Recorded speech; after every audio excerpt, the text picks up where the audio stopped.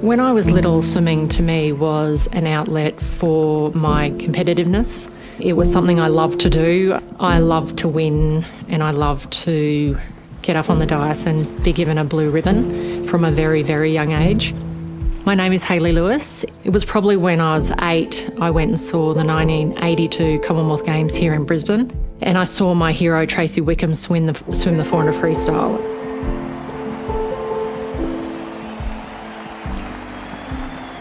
I wanted it so badly, just to have that whole experience.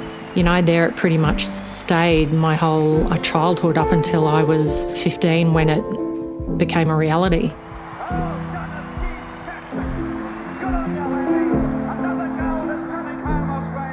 When I went to the 1990 Commonwealth Games as a 15-year-old, I basically left Australian shores as a nobody. No one knew who I was, and I think I had that naivety that I could go over there, win some medals, hopefully, and come home and go back into my bedroom and be a little girl of 15 who still liked teddy bears, basically. I wasn't a mature 15-year-old girl. But yeah, it very quickly changed. But I guess the focus was on me because I'd won the 5 gold medals, and 15, I guess it was a story. To me, I couldn't understand why anyone was interested in my story. By the time our taxi turned up at our little house in Cannon Hill, just the enormity of what I had to deal with hit me pretty hard. And I remember my parents saying to me, you know, just answer all their questions, be nice, you know, but I think it took from my driveway to inside the house, it was probably 2 hours of just trying to get through journalists and signing autographs. And I remember I just went straight to my room and started crying. And I remember my 2 sisters came in and they said, you know, why are you upset? This is amazing. This is supposed to be one of the best things that's ever happened to you. Why are you crying? And I just said, I just don't want this. I can't deal with it. I just want to swim. I don't understand it. I just don't want it.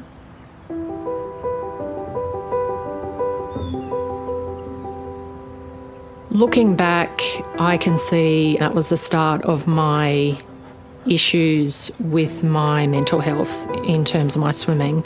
Inside, I can't even tell you how much I was struggling. And, you know, back in those days, so early 90s, mental health wasn't something that anyone spoke about, and particularly in the world of sport, if you mentioned that you were struggling, it was definitely a weakness. And, you know, there would be so many times where I would be really upset about the amount of pressure that I was put on by media, public, myself, my coaches, and, you know, I was just told to toughen up. You've got no one to support you and basically no one to help you navigate through a really difficult part of your life, let alone the expectations of competing.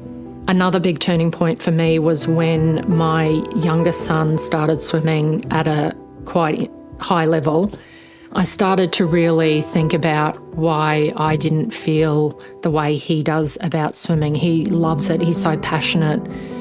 And it really bothered me that I had a very different psychological view of sport than he has. It was almost like I'd come full circle.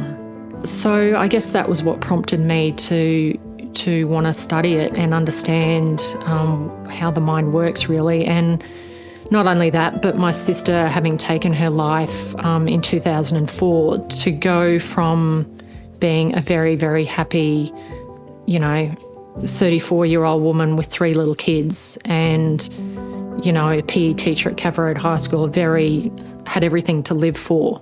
We all knew she wasn't herself, but if you knew her, you'd never think in a million years that that would be the outcome. I couldn't wrap my head around how someone who seemed to have everything in life could make that decision.